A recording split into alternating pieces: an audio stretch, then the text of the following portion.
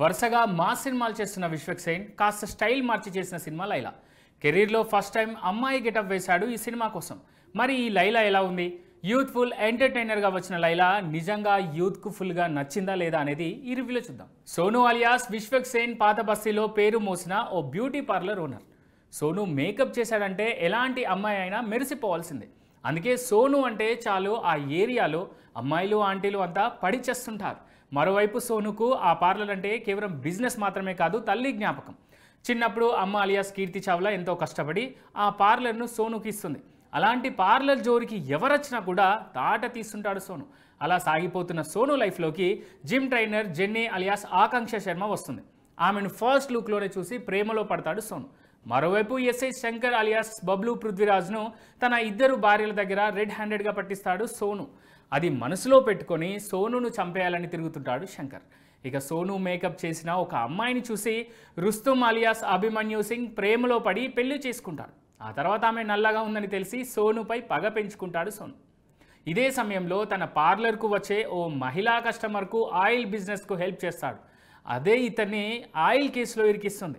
ఆ తర్వాత ఏం జరిగిందనేదే అసలు కథ. హీరోలు లేడీ గెటప్ వేయడం ఇదేం కొత్త కాదు, ఎప్పటి నుంచో ఉన్న ఆనవాయితే. కథ బాగుంటే అమ్మాయిగా మారిపోవడానికి కూడా ఓకే అంటారు మన హీరోలు. కానీ అది కథ బాగున్నప్పుడే, అలా కాకుండా కేవలం గెటప్ కోసమే సినిమా చేస్తా అంటే అది ఎలా ఉంటుందో లైలాను చూస్తే అర్థమవుతుంది.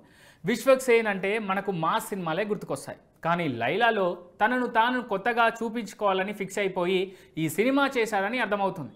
కాకపోతే కథ విషయంలో ఇంకాస్త జాగ్రత్త పడుంటే బాగుండేది. కథనం సోసోగానే ఉంది. 80ల నాటి కథ తీసుకొచ్చి ఇప్పుడు చేస్తే అది అసలు రుచించకపోగా మరింత దిగజారుతుంది. ఈ సినిమా విషయంలో కూడా ఇదే జరుగుతోంది. సినిమాలో యూత్కు ఏం కావాలో అన్నీ ఉన్నాయనుకున్నాడు విశ్వక్. అన్నాడు అదే చెప్పాడు. అంటే ఈ లెక్కన బూతు కామెడీ మాత్రమే సినిమాలో ఉంటే సరిపోతుందని చెప్పగానే చెప్పాడు కావచ్చు. ఇక ఫస్ట్ హాఫ్ అంతా హీరో క్యారెక్టరైజేషన్, హీరోయిన్తో లవ్ ట్రాక్తో వెళ్ళిపోతుంది. సెకండ్ హాఫ్ తనకు వచ్చిన సమస్యల నుంచి అధిగమించడానికి లేడీ గెటప్ వేయడం, చివరికి ఎలా సమస్య నుంచి బయటపడ్డాడు అనేది క్లైమాక్స్. సినిమాలో పూర్తిగా హైదరాబాదీ స్టైల్ కొట్టొచ్చినట్టు కనిపిస్తుంది. మరీ ముఖ్యంగా పాత బస్తీ ట్రెడిషన్స్ అన్నీ చూపించాడు. సినిమా అంతా డబుల్ మీనింగ్ కామెడీతోనే ముందుకు వెళ్ళిపోతుంది. విశ్వక్సేన్ లాంటి హీరో నుంచి ఇలాంటి సినిమా ఎక్స్పెక్ట్ చేయడం కాస్త కష్టమే. కొన్ని సీన్స్ చూస్తుంటే నిజంగానే విశ్వక్ ఈ సినిమా కథ విని ఓకే చేశాడా, లేదంటే కేవలం లేడీ గెటప్ వేసి తన నటన చూపించాలని ఒప్పుకున్నాడా అనేది అర్థం కాదు. విశ్వక్సేన్ గురించి ఏం చెప్పాలి? స్టైల్గా ఉన్నాడు, మాస్ సీన్స్లోనూ బాగా నటించాడు, లేడీ గెటప్లోనూ బాగానే ఉన్నాడు. కానీ కథ విషయంలో అసలు కేర్ తీసుకోలేదని అర్థమవుతుంది. హీరోయిన్ ఆకాంక్ష శర్మను కేవలం గ్లామర్ షో కోసమే తీసుకున్నారు.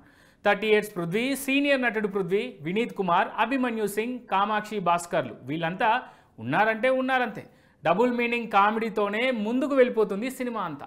లియోన్ జేమ్స్ పాటలు పెద్దగా ఆకట్టుకోలేదు. బ్యాక్గ్రౌండ్ స్కోర్ కూడా అంతగా అనిపించలేదు.